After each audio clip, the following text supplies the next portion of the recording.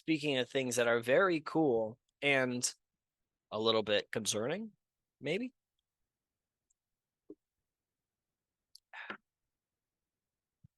Scientists create synthetic human embryos using stem cells in major breakthrough. And I should have pulled up a story for this, but also I did see they're making synthetic meat. So they're basically making meat in a lab. And there's many opinions on that. For me, if I'm able to get we'll talk about this story first and then I'll give my thoughts on that. Unless I forget. All right. Scientists have created synthetic human embryos using stem cells in a major scientific breakthrough. Experts believe the development could provide insight into causes of miscarriages and unique aspects of human development. Also raises ethical and legal questions. Fostering the embryos to a stage just beyond the equivalent of 14 days of development for a natural embryo at the International Society for Stem Cell Research annual meeting in Boston on Wednesday. The structures do not require eggs or sperm, do not have a beating heart or beginnings of a brain, but contain cells that would typically develop to form the placenta, yolk sac, and the embryo itself. Okay, so it's not really a baby, but it's not nothing. It remains unknown whether the synthetic models could develop into viable embryos if implanted. The details are yet to be published in a journal paper.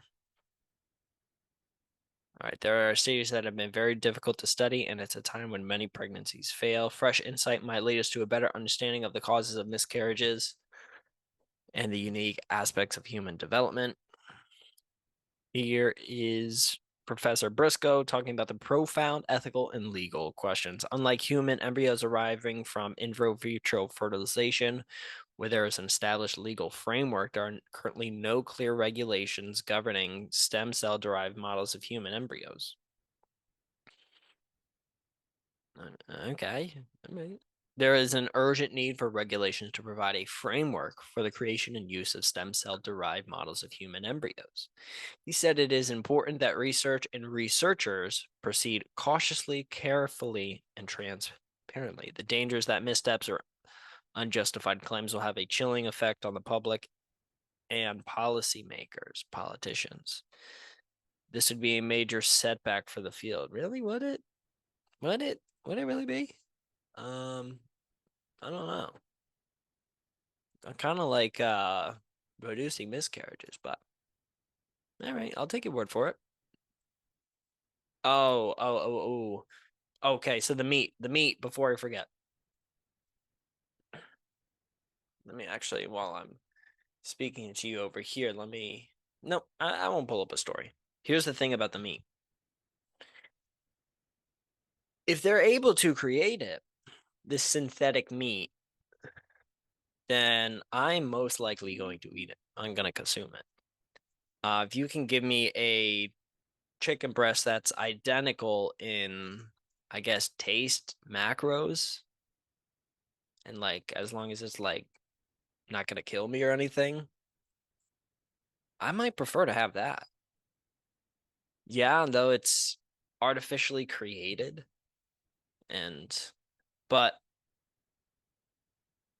I mean if it's made with good ingredients, it's not made with like some stuff that's going to make my heart explode in 10 years. If it's something where it's like 100 calories and 25 grams of protein. It's literally only protein. There's no fat or carbs in it. And then they can add whatever vitamins or minerals into it. And it still has the same exact taste as a regular chicken breast. Um, I really don't have an issue of eating that.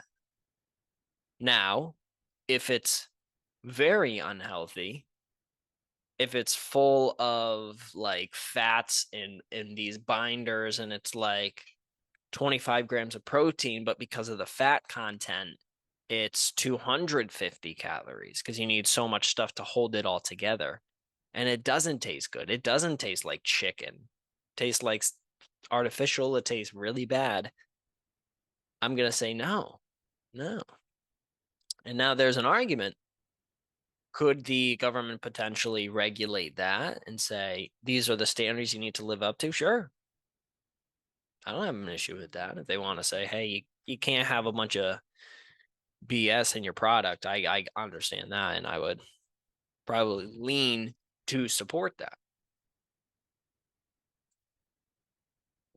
But I do understand the other side where it's like, whoa, they're just able to create this meat. They're just able to do this. And I do get the obvious ethical concerns of where you get in the products from, how are you sourcing this stuff?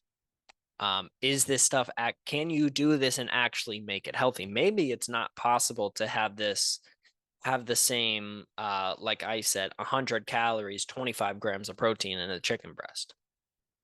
That's artificially created and artificially made. If that's not a possibility, if that's something that we can't currently do and will not be able to do, then I would say, hey, let's maybe wait. Let's wait until the technology gets a little bit better with the artificial meats. But if it's a good product and it's better than the uh the standard practice of our chicken industry, the farming industry, whether that's free range, whether that's cooped up, doesn't matter. I mean, I would prefer to have just somebody take a bunch of I don't even maybe chemicals, maybe different element, whatever, a bunch of amino acids, however they get all that stuff in there where it's pure protein and still taste like a chicken breast. I have no idea how they could do that. If they could do that, I have no idea. But if they were able to do that, I'd rather have that as opposed to eating just a straight up chicken. Right? Let the chickens rock. I mean,